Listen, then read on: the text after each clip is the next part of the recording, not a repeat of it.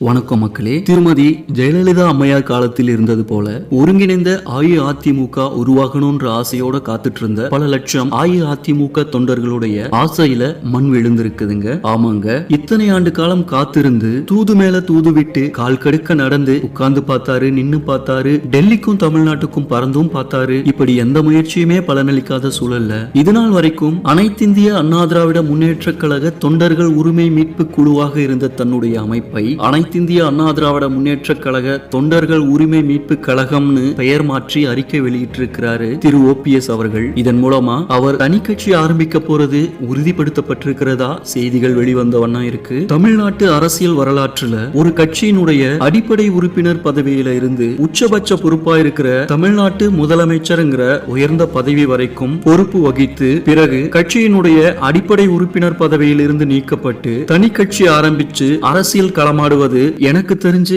இதுதாங்க முதல் முறை. இதுல இருந்து மக்களாகிய நாம தெரிஞ்சுக்க வேண்டிய விஷயம் என்னன்னா, அரசியல்ங்கிறதும் மனுஷ வாழ்க்கை போலதான். எந்த நேரத்துல வேணும்னாலும் எதுனாலும் நடக்கலாம். இங்க நிலையானது எதுவுமே இல்லைன்னு தெளிவா தெரியுது. இத பத்தி நீங்க என்ன நினைக்கிறீங்கன்னு கமெண்ட்ல சொல்லுங்க மக்களே. நன்றி.